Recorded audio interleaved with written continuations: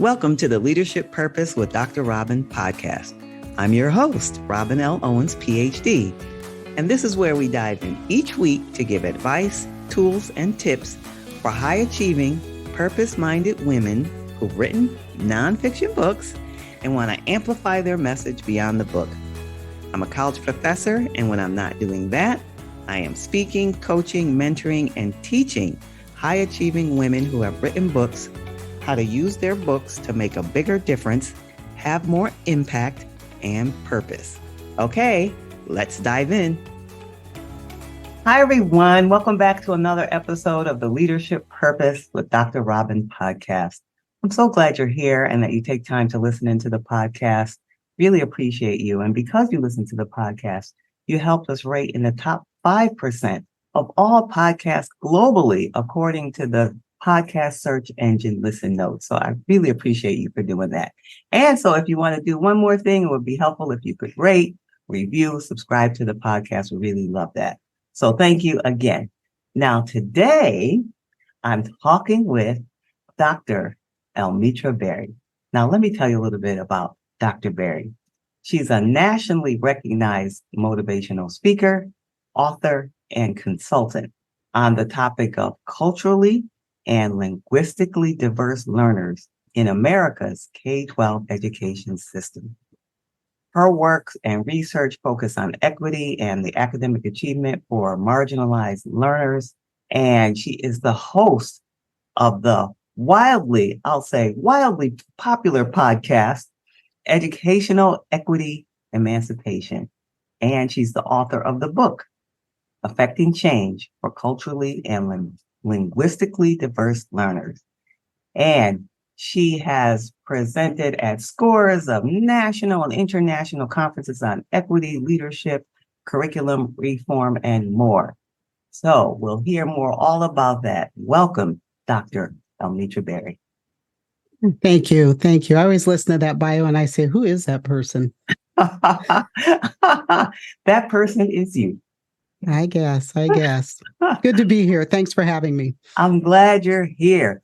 Now, I skipped around. I didn't read your whole bio because you have an extensive and impressive record. So why don't you tell us more about who you are and the work you do in your own words?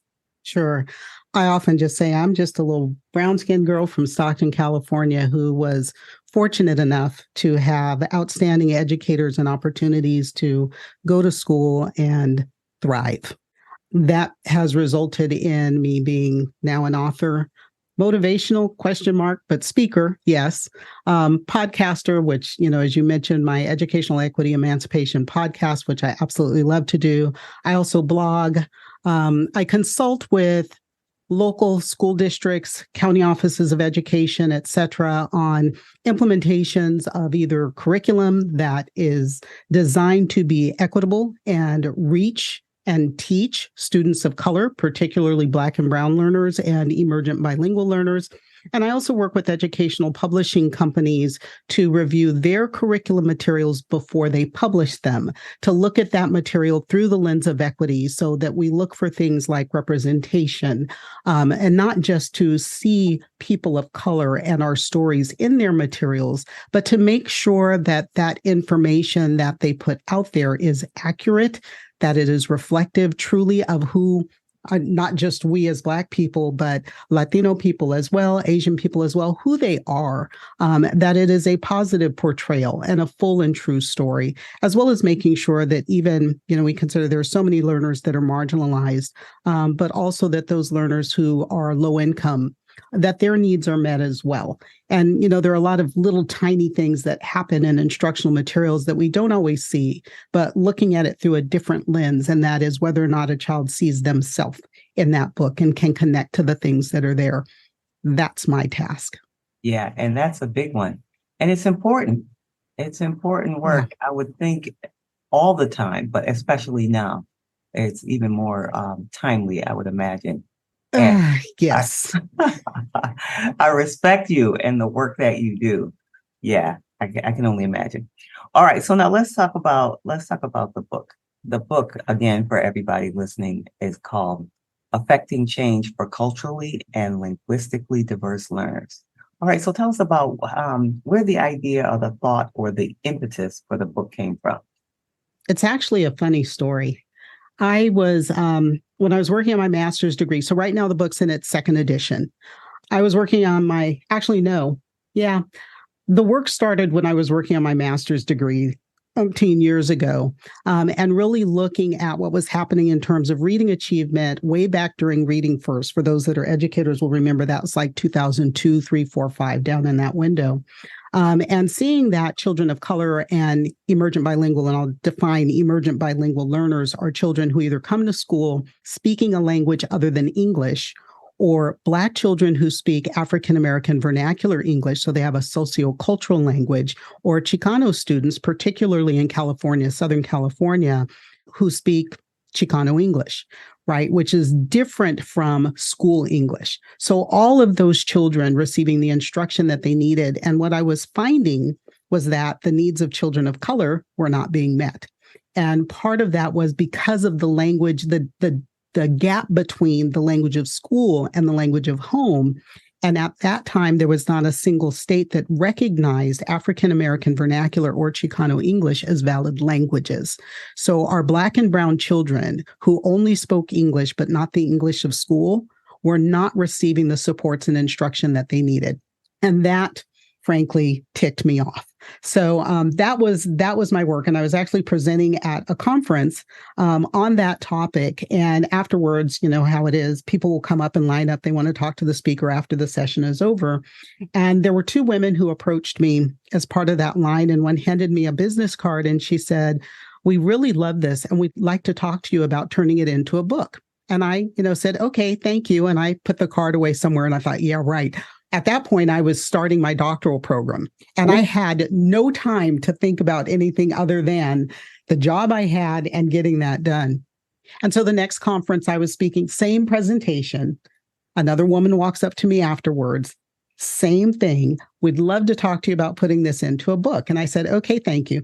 This happened to me 2 more times. And finally, I sort of looked up to the sky and I said, "Okay, I hear you," because I never called any of those women back. But it was clear that they were serious. And so that led to the publication of the book. It wasn't something I never sat down and said, "You know what, I'm going to write a book." That was not part of my thought process. So I wrote the book as I was writing my chapter 2 of my dissertation on a very different topic. So it was an interesting, it was an interesting process, but it really and truly is the work that I love, the work that I'm passionate about. And so having them approach me during the pandemic, perfect timing, I didn't have anything else to do, about creating a second edition was a wonderful opportunity to 10, 12 years later, take a look at how much had changed and how much hadn't.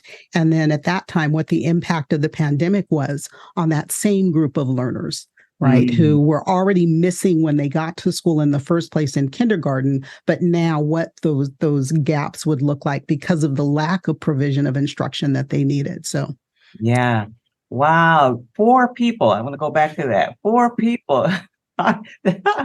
This message was calling you. I tell people when that kind of thing happens, I say, that's your life trying to get your attention. Yeah. And it comes in the form of, and so I'm glad those people did that. And when I was reading your bio, motivational speaker, you said, "Well, I don't know." I'm sure your content that you were presenting on that day was powerful, but I'm sure the way that you presented it also compelled those women to come to you afterwards, both your presentation of it and the material. So I just wanted to point that out. But 4 people, wow. Yeah. My head's a little hard. Sometimes it takes a little while to get messages through to me, but, I receive them and I try to do better now. Well, and you're so busy. I certainly can understand that. It's just like one more thing. Just one more thing. Okay. So you do, as we just mentioned, a few things, right? So let's focus on yourself, your author self, right? Even though the way it came to you in a very interesting way. So what would you say is a part of the book, if any, reflects who you are? Like really reflects who you are? Every bit of it, honestly. As we are growing up and going through life, we don't always look at our lived experiences through a reflective lens, certainly not in our youth. When I looked at my teaching experience, or as I was going through my first several years of teaching. And I started to realize what I had received that so many children did not. That was what made me fall in love with education. It was that piece. How did I get so lucky? As I say, a little brown-skinned girl from Stockton, California, not from a wealthy family, single parent. My father was killed when I was 7 years old. And knowing how differently my life could have turned out, when I looked at my kids, and then in the role of consultant, looking at kids across this country in classroom after classroom after classroom, I kept saying, that could be me. And that's how I feel every single time I take pen to paper. That could have been me. This could be me that I'm getting a teacher to connect to now. So every word, and someone asked me once, did I have a ghostwriter or did I write? I said, no, every single word that is in that book came out of me. My research, my brain, my thought process, experiences. I do a lot of storytelling in the book, but it's all me, not horribly academic. The idea is to connect with teachers in a language that they can understand, to get them to reflect on what they see and do every day, and to do better at it because of the kids. It's a work of passion, not just an academic work. Yeah. And we can hear that as you talk about it. So when you were teaching, when that came to you, what grade were you teaching? It was really when I moved down to sixth grade. I started out teaching high school social studies. I was in college, I was a political science major. So American government and U.S. history that was my jam. That's what I loved. And so I loved teaching that content in high school. But my students in high school I had a lot of students who couldn't read the instructional material, right? So it made teaching difficult. I also was assigned to a more affluent high school. And the gap that I saw between the haves and the have-nots in that setting, I mean, we had a lot of kids that were free and reduced lunch. We had students who were there on refugee status. I mean, we had everything, but we also had the most affluent people in town. And so there was this tremendous gap, and that bothered me, that administration catered to the wealthy students because their parents threatened to sue all the time. I got threatened to be sued so many times it wasn't even funny. It's like, go ahead, sue. I'm driving a beat up old Toyota, whatever it was, Toyota Camry at the time. And I've got $1 trillion worth of student loans. There's nothing you can get out of me. But I just felt like I needed to do something for the other kids. And so I moved down to sixth grade. One, I figured I can't do kindergarten. I can't sing, can't carry a tune in a paper bag. Kindergarten was not for me. But sixth grade I could do. They were old enough to be able to behave themselves, young enough for me still to have an opportunity to make a difference in their lives.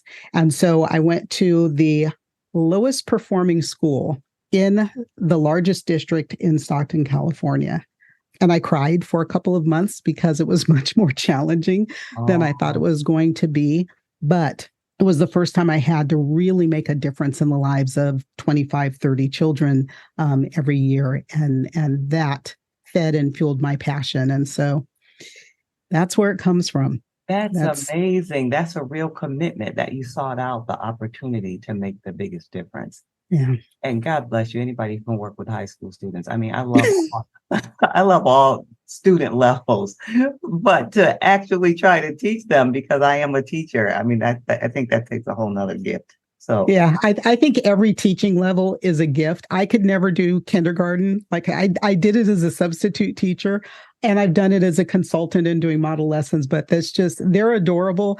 It's just not my space. Yeah. I loved teaching high school. Absolutely loved it because I love the content. And if you can catch them and engage them, it's very fulfilling. But what I saw was it wasn't enough for me to love my content, because I couldn't get the kids that needed to be got. And so, down at sixth grade, I had a fighting chance down there. Good for you. And I'm guessing, and I believe this wholeheartedly, but I have to just say it at the point of a guess, that those students are remembering the impact you made even today.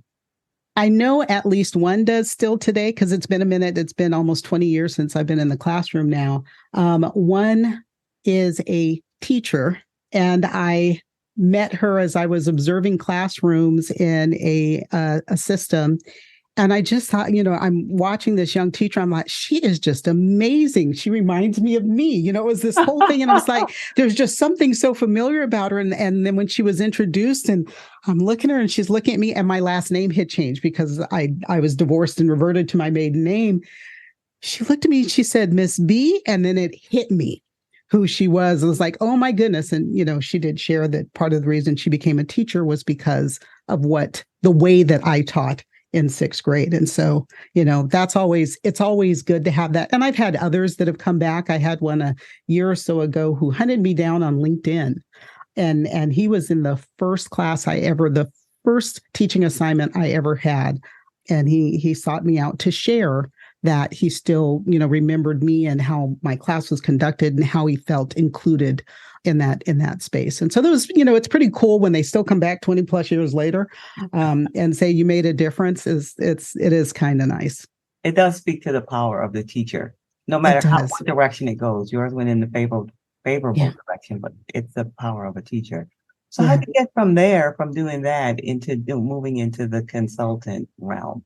Because it sounds like your heart was really there. So how that happened? That happened because A, I can't keep my mouth shut. And B, I'm just passionate about children. I care about what happens to those kids. And so finding something that worked, something that actually taught our children how to read, write, think. And then now for the first time, as I said, I was in one of the lowest performing school in the system, elementary school, sending our kids off to middle school, able to read, able to engage, and having a chance at actually graduating and becoming something until the people in the district office decided they didn't like the approach and yanked the curriculum. So, in spite of the fact that Black and Brown and Southeast Asian kids were for the first time in their lives working at grade level, first time in their lives, they pulled it. And I could not stand for that, especially when they said they wanted me to coach the stuff that they adopted, which was, I hope I can say this on your podcast, a piece of crap. It was not going to work for those children. It was horrible. It was horrible instruction. It was a horrible approach.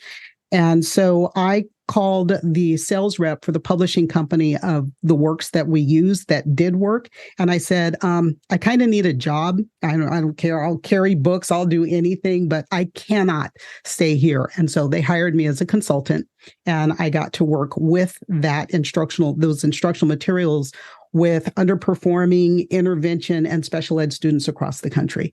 And so that was that. I could have kept my 25 and, just done what I needed to do in my classroom, or I could change the lives of thousands and thousands of children every year. And so I chose the path of let's do more for more kids. It's just amazing. Just like you did earlier you saw a problem and said, how can I best serve? And then here's another time, I saw a problem, how can I best serve? And just ask for it. Ask for the opportunity to do that. And it turned out that way.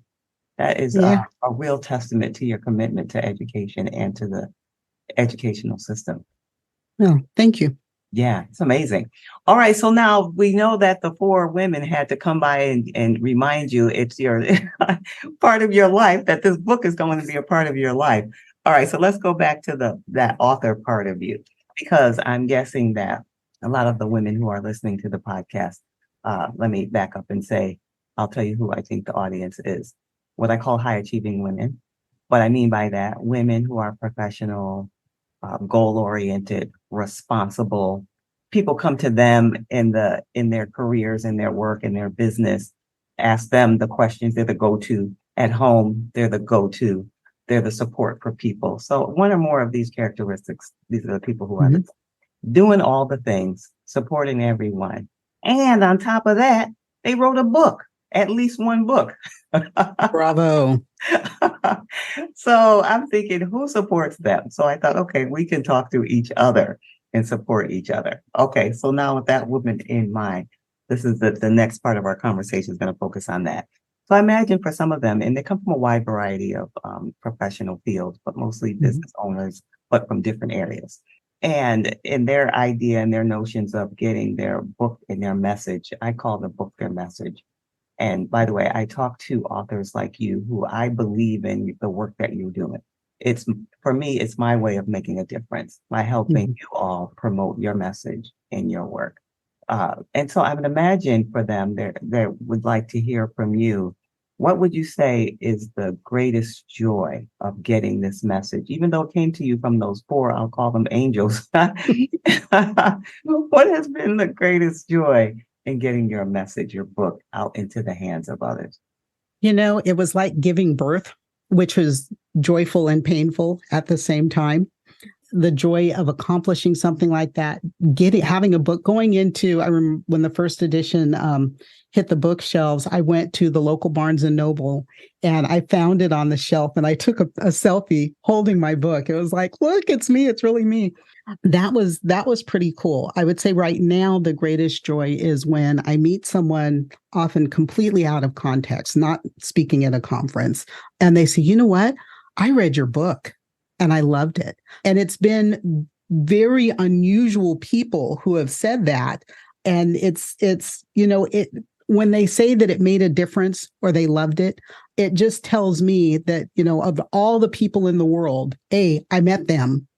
B, they read the book. And that means if they enjoyed it and they're doing things for their children, how many other hundreds, thousands, I don't know what my sales numbers are, but how many other people, how many other teachers are affecting change, part of the title, right, in their classrooms for culturally and linguistically diverse learners because of what I wrote. And because of that, I can feel like even though I'm not standing in front of teachers all the time, that I'm still impacting children, not just across the country and certainly not just in my one classroom, but I know that sales are worldwide. So across Europe, across Asia, across Africa, that, there are children that are receiving better instruction because of that little thing that I did. Amazing. That's a life well lived right there. Already a life well lived. So for others who are listening, what would you say has been the best way to get the word out? Because you just mentioned the book's all over. How'd you get the book out to people, in the hands of people? I'm trying to avoid the word marketing, but basically marketing promotion. Well, those four angels you talked about represent my publisher. And so because they approached me, and it is, I don't know if I can say who they are on your Yes. podcast. Okay. So Teacher Creative Materials is the company and Shell Education is their professional learning division. They did all of the all I had to do is write the chapters and email it in, and we worked collaboratively back and forth. They did all, I'll say, the hard work of getting the message out. It's their team of sales reps that go to schools all over the country, all over the world, and put that book for, as a sample or just a message to educators and leaders and say, hey, this is something that you should read. So they do that hard part. I just have to show up and talk when they need me. So I've been, blessed, fortunate that I didn't have to go hunt for a publisher. I didn't self-publish. I know that a lot of people choose that route, and that's a lot of work.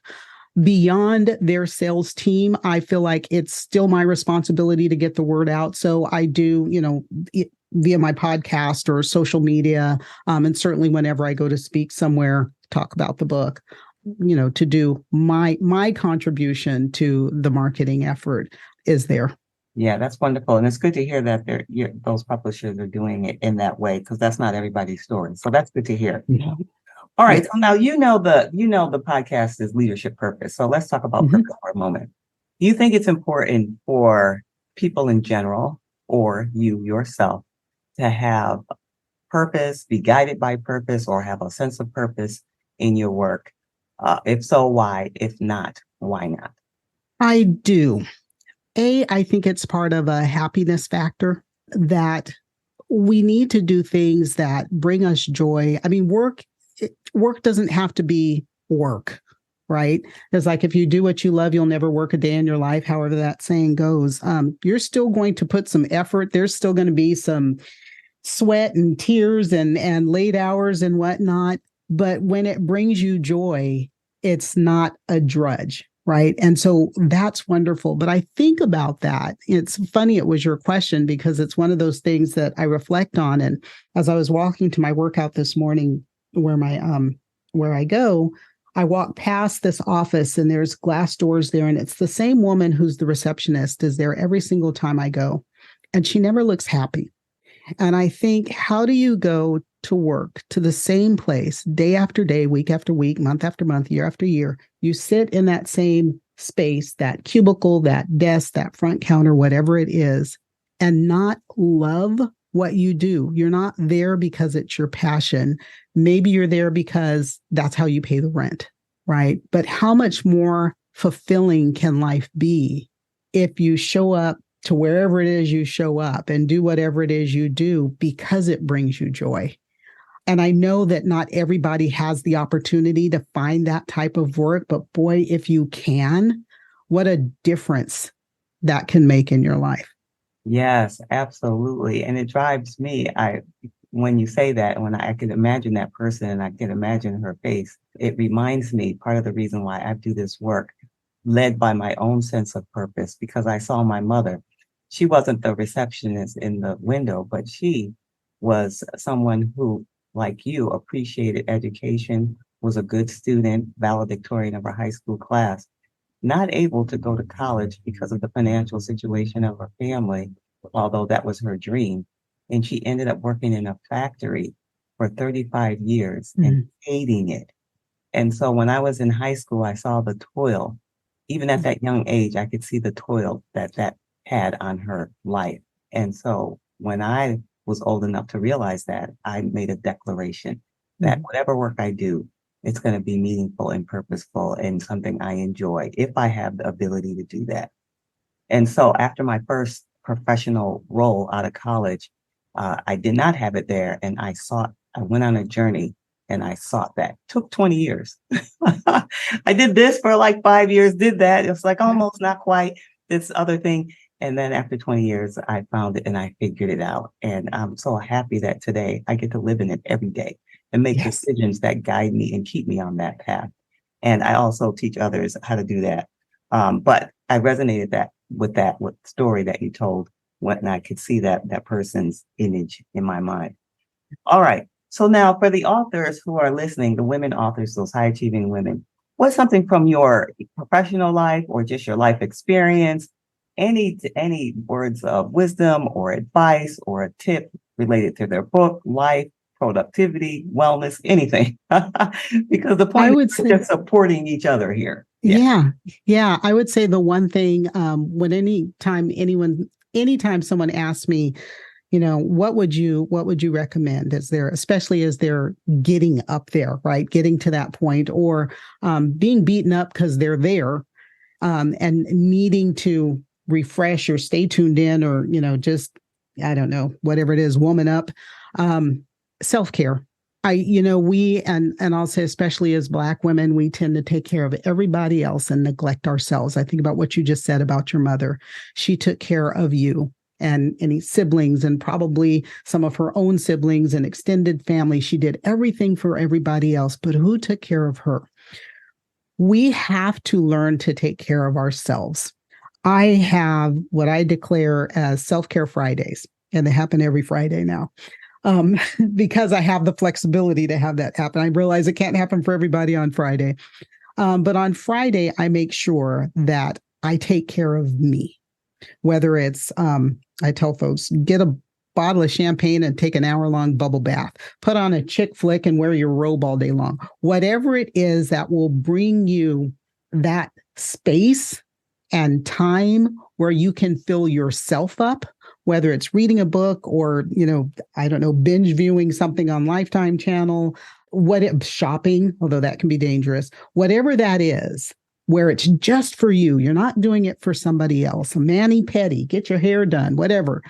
Do that and take care of you, because if you don't, nobody else will. And you can't take care of other people if you don't care for yourself. That's the one thing I say. The other thing I say is listen.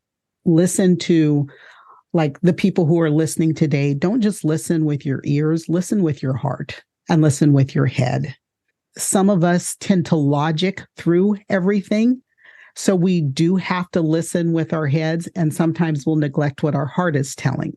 Others of us listen with our heart and we're very emotional, but we don't think about the logic and the ramifications for some of the choices that we make. So I think we have to listen both with our hearts and with our heads to take care of ourselves, do what's right, and get whatever it is that we're looking for and get something out of it. I also suggest have a support system. Thank you for what you're doing. I love the idea that you are just simply supporting whoever can tune in, right? As professional women who are high achieving, because we need that space. So we don't always have the BFF or the spouse who will listen and be supportive. We may not have a support network around us, but wherever you find it, podcast, love it. Come here, listen, tune in, tap in. Wherever it is that you find that support system, latch onto it as long as it's healthy. And then whatever it is you're doing, whenever you get to that point where it's like, like I'm eyeball deep and I can't take it anymore. Sometimes that's with the writing. I tend to do that. And after I've looked at the screen for 3 minutes and nothing, because I'm in the process of writing another book, nothing is coming out. I put the headphones off. I shut down the monitor and I walk away. Sometimes we have to learn it's okay to walk away, because if we don't take that time out in terms of just our cognitive processes, the way our brains work, we can't keep thinking and working all the time. Sometimes we just have to walk away, and then maybe there's somebody like me at 3:00 in the morning, you're going to wake up and go, okay, I got it. And, grab your phone and dictate or, work through your process, however it is, but walk away. Don't beat yourself up. Yeah, that's really, really advice that I'm going to take to heart as well. Just walk away, because sometimes I feel like I could just press my way through, but just pause, walk away. Mm-hmm. Yeah, mm-hmm. yeah. I'll say that was a big one for me. I don't know where it came from initially, but I imagine other folks have it. There's this idea that we have to work 40 hours a week. We have to be working from 8 a.m. to 5 p.m., whatever that is. And that's not true. Some of us can be extraordinarily productive in 3 hours and do more in 3 hours than we could in 10. Others, I will confess, I'm a napper. I can work from 6 a.m. to noon, get a whole bunch done, and then I'm going to get my hot cocoa, and I'm going to say, this is part of the self-care, daily self-care, get my cup of hot cocoa, even if it's 103 degrees outside, drink my cocoa and take a nap. Yeah. Right. And after a half an hour, I get up and I'm good to go again if I need to. But you know what? Who says that we have to adhere to some arbitrary number of hours and produce a certain amount of whatever it is every day or every week? It comes when it comes. And, whether you're writing a book or you're leading a team in corporate America, our bodies are not designed, we're not wired to work that way. Productivity is as it comes to us. And, otherwise, that's why we end up with high blood pressure and strokes and diabetes and all these other things that kill us as women. Yes. Yeah. Yeah. I mean, I agree wholeheartedly with you. And I hear your passion as you're talking about that self-care. And I'm like, yes, oh, yes, inside of me. Yes. So you've been very generous with your time. Is there anything, before we tell people how they can get in touch with you, is there anything that I did not ask or that you want to share? I mean, it was already so rich and full of nuggets, but I want to give you an opportunity just in case there's something else you wanted to say. I don't think so. I think I did say I'm working on another book, so stay tuned. And I want to say here with everybody listening, you have an open invitation to come back and share about your next book. Okay. I'll take you up on that. All right. All right. So now tell everybody where they can get in touch with you. Oh, I'm easy. With a first name like Almitra, how hard can it be to find me? So you can find me on pretty much every social media channel except for Twitter or X or whatever it's called. I am at Almitra Berry, TikTok, YouTube, Facebook, LinkedIn, Threads, whatever else is Instagram, all of that stuff that's out there. That's easy. You can also email info@alberryinc.com. My book can be found anywhere you buy a book, and my podcast can be found probably in the same channel you're listening to this podcast right now.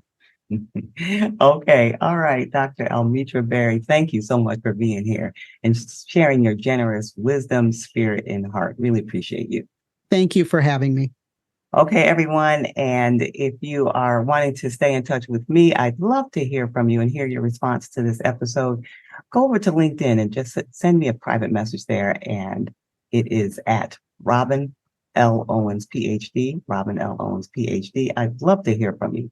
And if you have a book and you're wanting to get the message out further into the world and you're thinking about creating a course, I have something just for you.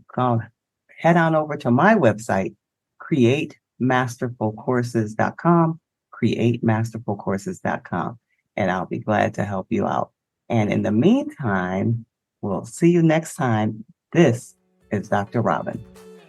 Thank you for tuning in to this episode of the Leadership Purpose with Dr. Robin podcast. If you enjoyed it, head on over and rate and subscribe so you never miss an episode. New episodes drop every week, and I can't wait to hang out with you again soon. Meanwhile, this is Dr. Robin signing off. See you next time.